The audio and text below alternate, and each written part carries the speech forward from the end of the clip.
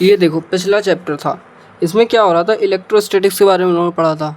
तो देखो सबसे पहले चार्ज के बारे में पढ़ा था। चार्ज क्या था, प्रॉपर्टी थी ना, चार्ज के बारे में पढ़ा था। तो वही चार्ज है जिसको हम लोग क्यू से रिप्रेजेंट कर रहे थे, है ना। तो यही है वो चार्ज। अब देखो इस चार्ज का खेल।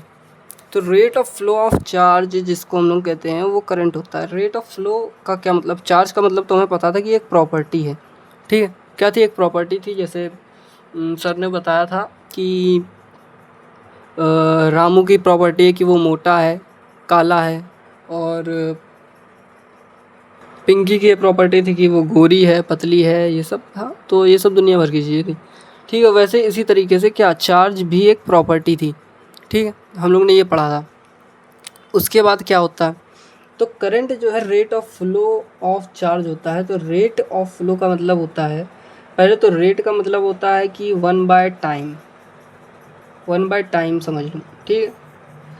कहीं भी रेट लिखा है तो इसका मतलब है या तो 1/टाइम, या तो पैसे के मामले में बात करते तो अकाउंट्स वगैरह में रेट का मतलब परसेंट में चला जाता है, तो उससे मतलब नहीं है हम लोग को, इसमें मतलब है, ठीक है। तो हम लोग का रेट होता है क्या, 1/t होता है। 1/t मतलब 1/टाइम, 1/टाइम होता है, ठीक है। क्या होता है, 1/टाइम होता है। और क्या, चार्ज है। चार्ज क्यू से रिप्रेजेंट किया जाता है। इसकी यूनिट कुछ कुछ होती थी, याद करो, कूलम्ब, है ना। लिख दे रहा हूँ मैं, कूलम्ब होती थी, कूलम्ब होती थी। इसकी क्या यूनिट होती थी हम लोग की। तो करंट क्या हुआ फिर इस हिसाब से, rate of flow of charge, of लगा है तो मतलब होता है मल्टीप्लाई।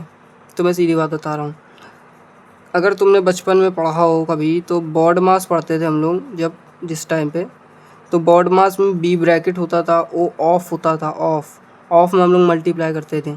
उसी तरीके से ये ऑफ लिखा है तो इसका क्या है, मल्टीप्लाई हो रहा है। सो करंट का इससे हम लोग का क्या फार्मूला आता है, करंट इज इक्वल्स टू 1/टाइम इंटू क्या हो जाएगा हमारा, इंटू कूलम्ब, सॉरी या चार्ज जो है हमारा, तो क्या हो जाएगा, चार्ज बाय टाइम। इजी है ना, कुछ बड़ा नहीं पड़ा, ठीक है भाई, इजी था ये। चार्ज को रिप्रेजेंट करते हैं क्यू से, मैंने बताया ऊपर, अरे बहुत बड़ा लिख दिया, क्यू से, है ना। और टाइम को रिप्रेजेंट करते हैं किससे, टी से, तो लिख दिया भाई टी, Q/T। तो और करंट को रिप्रेजेंट किया जाता है, इसकी यूनिट पहले तो जान लो, एम्पेयर होती है ना। यूनिट एम्पेयर होती है। इसको ए से रिप्रेजेंट किया जाता है या तो आई से रिप्रेजेंट किया जाता है, ठीक है। इसको ए या आई से रिप्रेजेंट किया जाता है। तो इसका फॉर्मूला क्या निकल के आया, AQ/T। अब तुम अपनी 10th की बुक में देखोगे तो ये फार्मूला तुम्हें मिल जाएगा, 10th की बुक में तुम्हें फार्मूला मिल जाएगा, क्योंकि ये फार्मूला 10th की बुक में ही है ज़्यादातर, ठीक है। लेकिन 12th की बुक में इसको कुछ ऐसा दिया गया है कि करंट इज इक्वल्स टू, क्या था हमारा, डेल्टा Q/डेल्टा T, है ना। तो इसका भी कुछ कुछ मतलब है जो मैं बता रहा हूँ।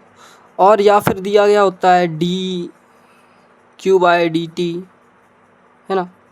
तो इसका क्या मतलब है ये भी बता रहा हूँ, dQ/dt का क्या मतलब है भाई, ये जो डेल्टा होता है ना, इस डेल्टा का मतलब होता है चेंज,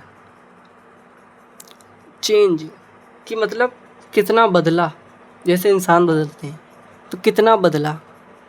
मान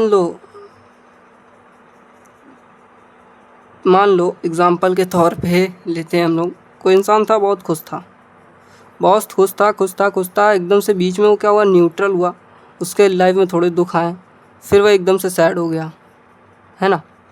तो कितना दुख आया इसको मेज़र करना है, कितना चेंजमेंट आया उस बंदे में। पहले वो खुश था, फिर एकदम से वो थोड़ा सा नॉर्मल टाइप रहने लगा, उसकी खुशी कम हो गई, उतना खुश नहीं रहता था। उसके बाद धीरे से वो सैड हो गया, क्यों हो गया, कितना हुआ, दैट्स अ पॉइंट। ये है वो डेल्टा, कि कितना चेंज हुआ। इसको निकालने के लिए तुम क्या करोगे, जो तुम्हारे पास आया है उसमें से पहले वाले को माइनस कर दो, जो तुम अभी हो उससे अपने पुराने वर्जन को माइनस कर दो, तुम्हें पता चल जाएगा तुम में कितना चेंजमेंट आया है।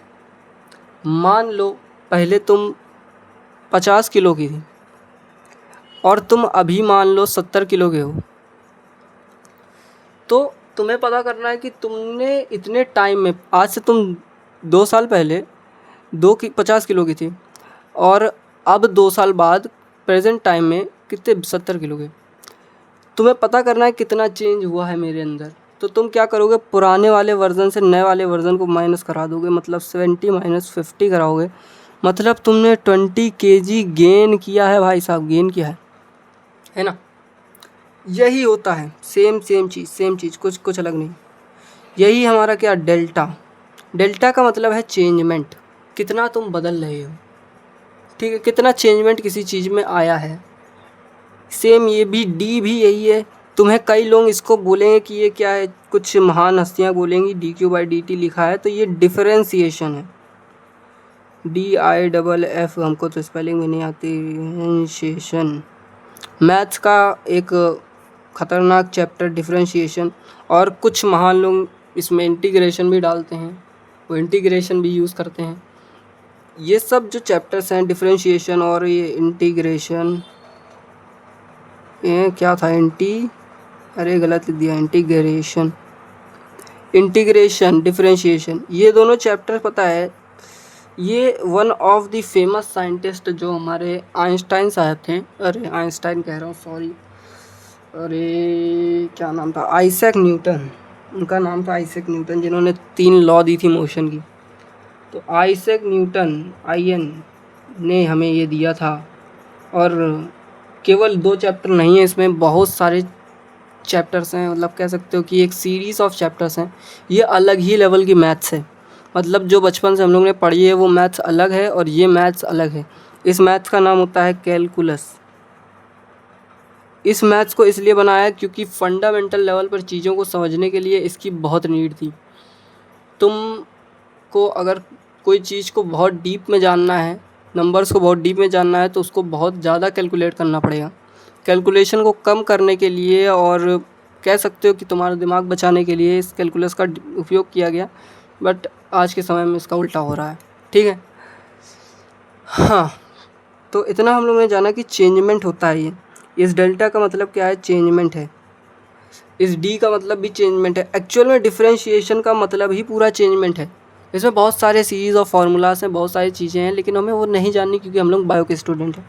हमें नहीं पढ़ना है कि डिफरेंशिएशन क्या है, इंटीग्रेशन क्या है, और पूरा पढ़ने की तो बिल्कुल भी नीड नहीं है। हाँ, टीचर सिखाते हैं, बिल्कुल बात सही है, क्योंकि इनका यूज़ आगे आने वाले चैप्टर्स में होगा, मैं बता दे रहा हूँ। लेकिन ये मतलब नहीं है कि तुम इसे लेके तुम बैठ जाओ अभी। जैसे हम लोग ने पिछले चैप्टर में वेक्टर को लेके बैठ गए थे कि वेक्टर नहीं आता। एक्चुअल में वेक्टर का बहुत कम इस्तेमाल हुआ था पिछले चैप्टर में, मैंने देखा। ऐसा नहीं कि बिल्कुल भी इस्तेमाल नहीं हुआ था, लेकिन जितना हुआ था उतना आना ज़रूरी है।